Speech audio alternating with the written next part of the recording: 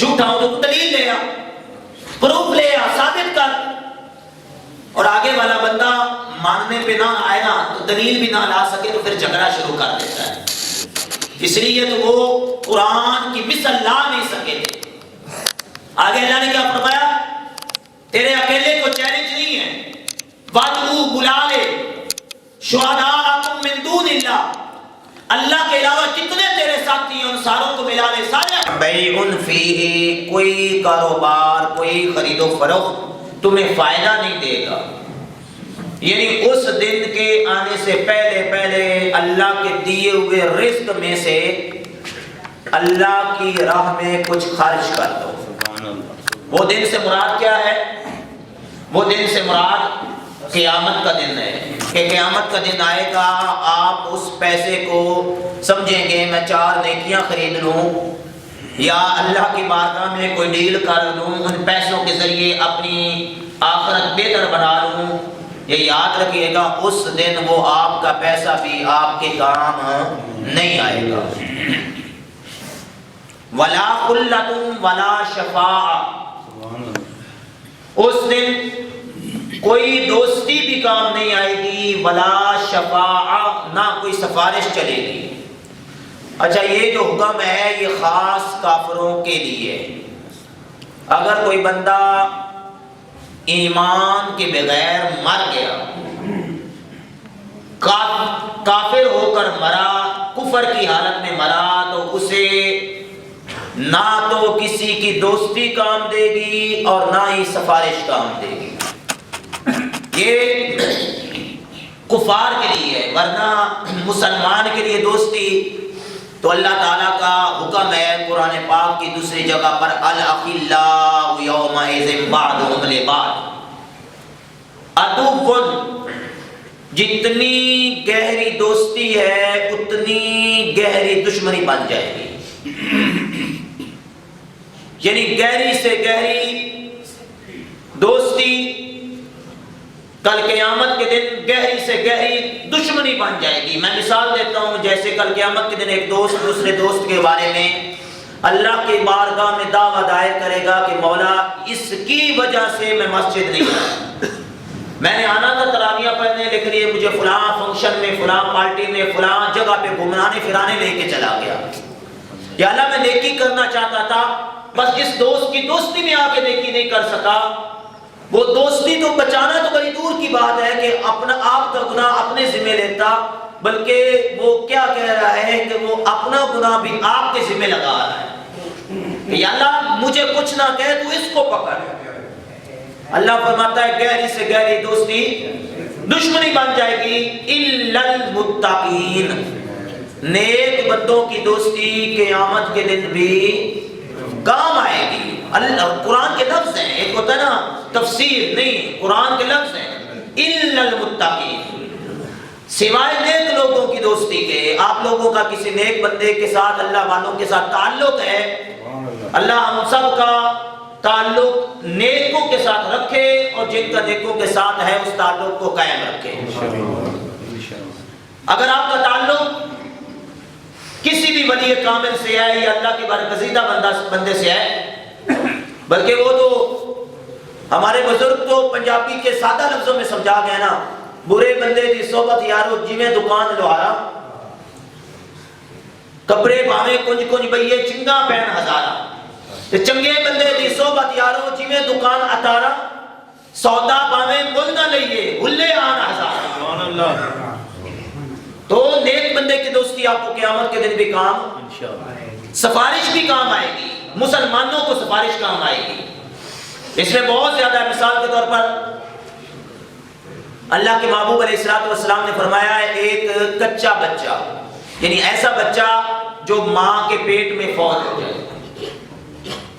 کچھ نے لکھا ہے نابالغ بچہ، لیکن کچھ روایات میں ہے کچا بچہ، یعنی وہ بچہ جو ماں کے پیٹ میں ہی دنیا سے چلا گیا، وہ کل قیامت کے دن رب کائنات کی بارگاہ میں اپنے والدین کی سفارش کرنے میں اس طرح جھگڑا کرے گا کہ اللہ تو میرے ماں باپ کو بخش دے، جس طرح کوئی قرضہ لینے والا کسی قرض خواہ سے جھگڑا کرتا ہے کہ میرا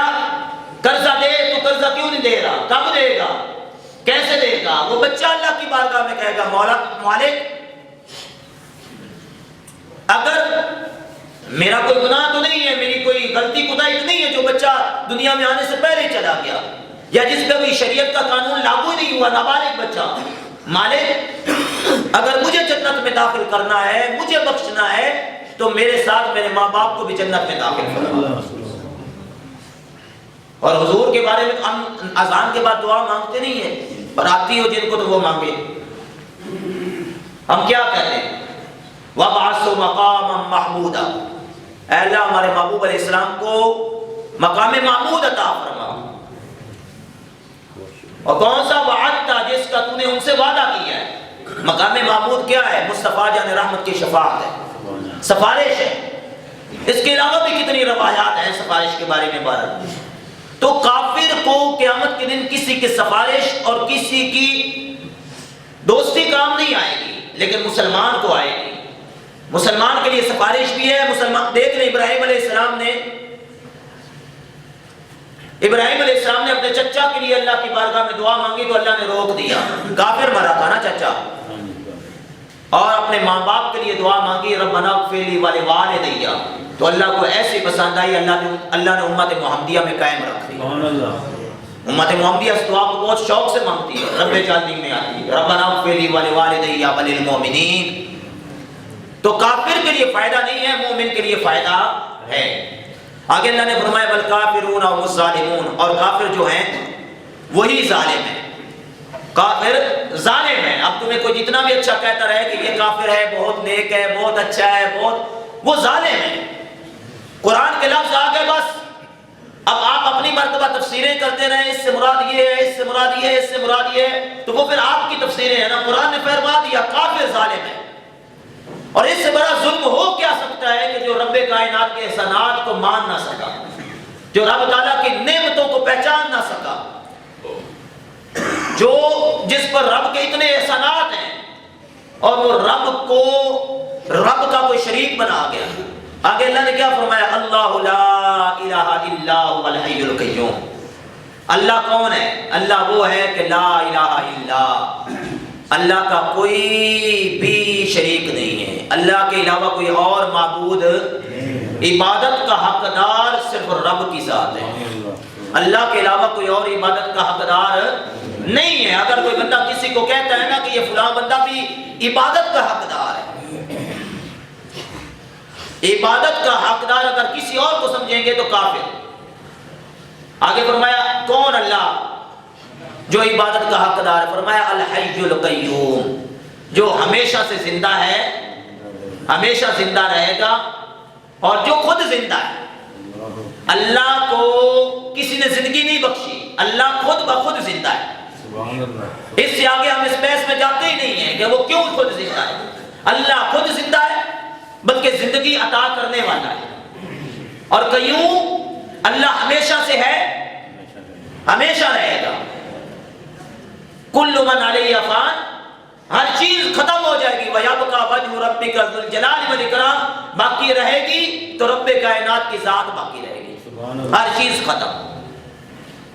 اور آگے فرمایا لا تأخذه سنة ولا نوم، وہ ایسا رب ہے کہ جسے نہ کوئی اونگ آتی ہے اور نہ ہی نیند آتی ہے۔ بندہ، ہر بندے کی نا ایک کیپیسٹی ہوتی ہے، کتنی دیر انسان رہتا ہے۔ انسان ہے نا، یہی تو فرق ہے رب میں اور بندے میں، یہی تو فرق ہے۔ بندہ تھک جاتا ہے، 2 گھنٹے 4 گھنٹے 20 گھنٹے، آخر کوئی جو ڈیوٹیوں پہ جاتے ہیں ان کو پتا ہے کبھی کبھار ڈبل شفٹ لگانی پڑے تو اونگیں آنا شروع ہو جاتی ہیں۔ سبحان اللہ، اللہ ہمیشہ سے جاگ رہا ہے، ہمیشہ سے، وہ کبھی سویا نہیں ہے۔ اور وہ سونا اس کے معاملے میں آتا بھی نہیں، کیوں کہ نیند آتی موت ہے اور رب موت سے پاک ہے۔ نیند آتی موت ہے، رب موت سے پاک ہے۔ لا تأخذه سنة ولا نوم، اللہ کو نہ اونگ آتی ہے نہ نیند آتی ہے۔ آگے فرمایا لہ ما فی السماوات و ما فی الارض، یہ جو کچھ آسمانوں میں ہے اور جو کچھ زمینوں میں ہے وہ سارے کا سارا اللہ کا ہے، وہ سارے کا سارا۔ آگے اللہ جس کو چاہے جتنا چاہے دے دے، ہمیں بھی 2-4 مرلے کا پلاٹ دیا ہوگا، مالک اس کا بھی وہی ہے۔ کئیوں کو اللہ تعالیٰ نے مربوں میں زمین دی، کئیوں کو ممالک عطا کر دیے، کئیوں کو جزیرے عطا کر دیے، یہ تو اس کی اپنی تقسیم ہے نا۔ بقایا مالک و خالق و رازق اللہ ہی ہے۔ جس طرح جنم دینے والا باپ جو ہے کسی کو کچھ دے دیتا ہے بیٹے کو، کسی کو کچھ دے دیتا ہے، اسی طرح وہ خالق و مالک کسی کو کچھ دے دے، کسی کو کچھ دے دے، اس کی اپنی تقسیم ہے، اور اس کی تقسیم پہ اعتراض بھی ہم نہیں کر سکتے۔ کسی کو جرات نہیں، وہ تو ہمیں کچھ بھی نہ دے تو ہم تو پھر بھی نہیں کر سکتے۔ میں زندگی بھر سجدے میں رہوں، ایک بندہ زندگی بھر اس کا نافرمان رہے، وہ نافرمان کو پوری کائنات دے دے اور فرما بردار کو کچھ بھی نہ دے، اعتراض پھر بھی نہیں بنتا۔ ہم ہوتے کون ہیں اس کی ذات پہ اعتراض کرنے والے؟ اس کی حکمتیں ہیں جو ہماری عقلوں میں نہیں آتی۔ آگے فرمایا من ذا الذی یشفع عندہ، کون ہے ایسا شخص جو اللہ کی بارگاہ میں سفارش کر سکے؟ کسی کی جرات ہے اللہ کسی کو کچھ دینا چاہے اور دوسرا بندہ اس سے چھین لے، یا اللہ کسی سے چھیننا چاہے، لینا چاہے، اللہ اس سے وہ چیز لے لے اور دوسرا بندہ اس کو دے سکے؟ کوئی نہیں کر سکتا۔ کون ہے جو اللہ کی بارگاہ میں اس طرح کی سفارش کر سکے؟ الا باذنہ، ہاں کچھ ایسے ہیں جو اللہ کی بارگاہ میں سفارش کر سکتے ہیں۔ آیت الکرسی کی میں تلاوت و ترجمہ بیان کر رہا ہوں، الا باذنہ، جن کو اللہ اجازت دے گا وہ سفارش بھی کریں گے، اللہ ان کی دعاؤں سے وہ اللہ کی بارگاہ میں کہیں گے تو اللہ تقدیریں بدل دیتا ہے۔ اللہ کے ایسے بندے ہیں، وہی صحابی رسول تھے نا، نام ان کا بھی میرے ذہن میں نہیں آ رہا، ان کی بہن جو تھی ان کی کسی دوسری عورت کے ساتھ منہ میں یعنی بات چیت ہوگی، اب لفظ سخت نہ ہو جائے، منہ ماری، ہمارے لیے یہ لفظ ہے، تھی دونوں صحابیات۔ اب وہ صحابی رسول ان کی جو بہن تھی وہ کہیں عورتوں میں بات چیت ہوئی تو ان میں لڑائی ہوئی تو انہوں نے کہیں مکہ دے مارا تو وہ صحابیہ دوسری صحابیہ کا دانت ٹوٹ گیا۔ اب دانت ٹوٹنے کی وجہ سے حضور کی بارگاہ میں کیس آ گیا، اللہ کے محبوب علیہ الصلوۃ والسلام کی بارگاہ میں کیس آیا۔ انہوں نے کہا یا رسول اللہ، اس کی بہن نے ہماری بہن کا دانت توڑا ہے، ہمیں انصاف چاہیے۔ رسول اللہ صلی اللہ علیہ وسلم نے فرمایا شریعت کا حکم ہے، شریعت کا حکم یہ ہے کہ دانت کے بدلے میں دانت، قرآن کے لفظ ہے نا، آنکھ کے بدلے آنکھ، ناک کے بدلے ناک، جو جیسا کرے گا ویسا ہوگا۔ یہی تو پرابلم ہے ہمارے ملک میں، صحیح معنوں میں انصاف ہے ہی نہیں۔ عدالتوں میں آپ جائیں، آپ ایک چھوٹا سا چوری کا کیس لے جائیں نا، 10,000 کی چوری ہوئی ہے، کم از کم آپ کو کوئی کسی کا پیسہ کھا کے دبایا ہوا ہو نا، وہ بیچارہ کیس نہیں کرتا، وہ کیوں جی 5 لاکھ اس نے میرا دبایا، 10 لاکھ کیس پہ لگ جائے گا۔ حضور کی بارگاہ میں کیس آ گیا، حضور نے فرمایا، اس صحابی رسول نے کہا یا رسول اللہ جانے دیں، میری بہن ہے، معاف کر دیں، میں نہیں چاہتا کہ میری بہن کا دانت ٹوٹے۔ حضور نے فرمایا ایک ہی طریقہ ہے کہ ان کو راضی کر لو، وہ معاف کر دیں تو بات ختم، ورنہ دانت ٹوٹے گا۔ شریعت کے اصولوں کے تحت اس نے کافی منت و سماجت بھی کی، وہ دوسری فیملی بھی نہیں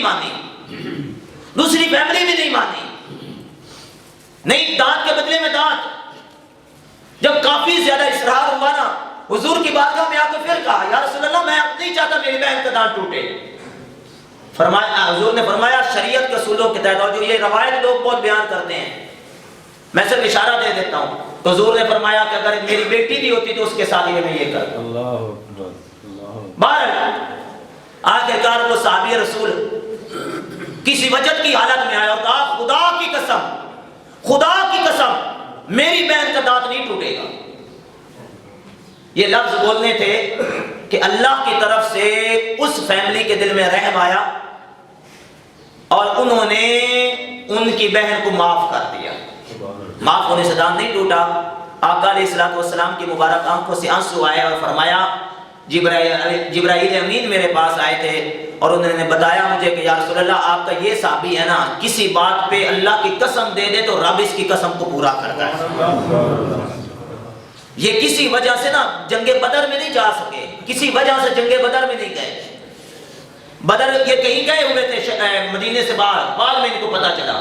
جب واپس آئے ان کو پتا چلا تو انہوں نے کہا خدا کی قسم اب دوبارہ کبھی جنگ ہوئی نا اللہ بھی دیکھے گا کہ اللہ کا بندہ لڑائی کیسے کرتا ہے, سبحان اللہ, اللہ بھی دیکھے گا. تو روایات میں آتا ہے کہ احد کا جب میدان سجا تو یہ اس طرح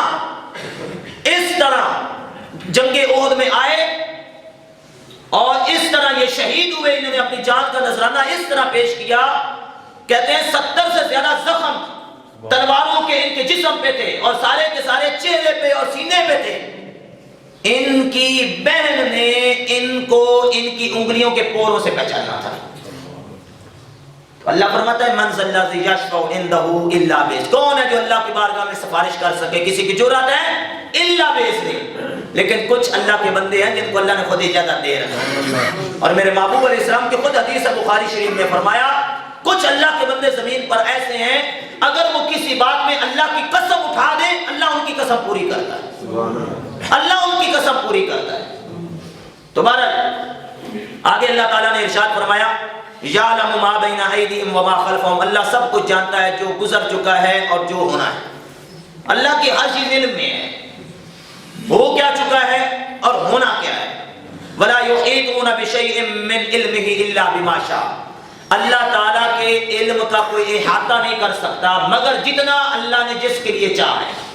جتنا مجھے علم اللہ تعالیٰ نے عطا کیا اتنا ہی میں سمجھ سکتا ہوں, جتنا آپ کو دیا ہے آپ اتنا سمجھ سکتے ہیں. کچھ ہم سے زیادہ بھی ہیں جو ہم سے زیادہ سمجھ سکتے ہیں. یہ جو کچھ ہے اللہ کی معرفت سمجھ لیں یا اللہ تعالیٰ کے علم کی معرفت سمجھ لیں. جس کو اللہ جتنا چاہے سمجھا دے, جس کو جتنا چاہے علم اپنا دے دے. آگے فرمایا ولا واسع کرسی السماوات والارض, اللہ کی کرسی بہت وسیع ہے. کتنی وسیع ہے؟ آسمانوں اور زمینوں اللہ تعالیٰ کی کرسی میں آتے ہیں. اب اس کرسی سے مراد یہ کرسی نہیں ہے کہ جس پہ ہم بیٹھتے ہیں, اس کرسی سے مراد بادشاہی ہے کہ اللہ کی بادشاہی کے اندر ہی زمین و آسمان ہے. زمین و آسمان اللہ کی بادشاہی میں ہے, زمین و آسمان پر کسی اور کی بادشاہی نہیں ہے. ولا یعود حفظہما, اور اللہ تعالیٰ کی بادشاہی میں زمین و آسمان ہے. تو جب بندہ کسی کی ڈیوٹی کرتا ہے یا کسی چیز کی حفاظت کرتا ہے یا کسی چیز کی جو چیز اللہ کی کسی کی ملکیت میں آتی ہے نا وہ تھک جاتا ہے اس کی حفاظت کرتے کرتے. ایک علاقے کا سردار ہو, وڈیرا ہو, چودھری ہو یا کوئی ایم این اے ہو یا کوئی ناظم ہو, صدر ہو, وزیر اعظم ہو, تو وہ آخر 2-4 دن لگاتار کام کر کے تھک جاتا ہے حفاظت کرتے کرتے. لیکن ولا یعود حفظہما, اللہ آسمانوں اور زمینوں کی حفاظت فرما رہا ہے, ان دونوں کی حفاظت سے اللہ تھکتا بھی نہیں ہے. اللہ نہیں ہے بھائی کبھی تھک گیا ہو, آج تھک گیا ہوں آج کچھ دیر آرام کر لو. ولا یعود حفظہما, اللہ ان دونوں کی حفاظت سے تھکتا نہیں ہے. وَهُوَ الْعَلِيُّ الْعَظِيمُ, اللہ بہت بلند ہے اور عظمتوں والا ہے. آگے فرمایا لا اکراہ فی الدین, دین میں کوئی سختی نہیں ہے. میرے بھائیوں اس جملے کو نا ہم نے سمجھا نہیں ہے. قرآن کے لفظ ہیں یُضِلُّ بِهِ كَثِيرًا وَيَهْدِي بِهِ كَثِيرًا. کتنے لوگ ہیں جو قرآن پڑھ کے ہدایت پا جاتے ہیں اور کتنے لوگ ہیں جو قرآن پڑھ کے گمراہ ہو جاتے ہیں. لا اکراہ فی الدین, ہر بندہ اٹھ کے کہہ دیتا ہے کسی کو نماز کی دعوت, بھائی آؤ نا اللہ کی بارگاہ میں آؤ نماز ادا کرو, اور مولوی صاحب آپ تو پیچھے لگے رہتے ہیں, دین میں کوئی سختی نہیں ہے. میرا بھائی مجھے یہ بتائیں, آپ یہاں بیٹھے ہوئے ہیں, مجھے یہ بتائیں کہ سعودی عرب کا قانون آپ پہ فالو کرنا, سعودی عرب کے قانون کو ماننا آپ پہ فرض ہے, ضروری ہے؟ اگر آپ سعودی عرب کے کسی قانون کو فالو نہیں کرتے تو آپ کو سزا دی جائے گی. کیوں؟ کیونکہ آپ اس ملک میں اس حکومت کے انڈر نہیں ہیں. آپ جب اس حکومت کے انڈر آ جائیں گے, اس علاقے میں چلے جائیں گے, تو آپ پر اس ملک کا قانون لاگو ہوگا, آپ کو ہر طرح کی قانون کو فالو کرنا ہوگا. اسی طرح جو بندہ اسلام میں نہیں ہے, ہم سختی سے اس کی گردن پہ تلوار رکھ کے اس کو نہیں کہیں گے کہ بھائی تو اسلام میں آ, تو اسلام نہیں قبول کرے گا، ہم تیرا سر قلم کر دیں گے۔ آپ دیکھ لیں، قرآن کو پڑھ لیں، احادیث کو پڑھ لیں، نشہ کرنے والا بندہ اس کو سزا دی جائے گی، اس کو کوروں کی سزا ہے اگر اسلامی ریاست ہو۔ لیکن کون نشہ کرے؟ کافر شراب پیے تو کیا اس کو کورے لگائے جائیں گے؟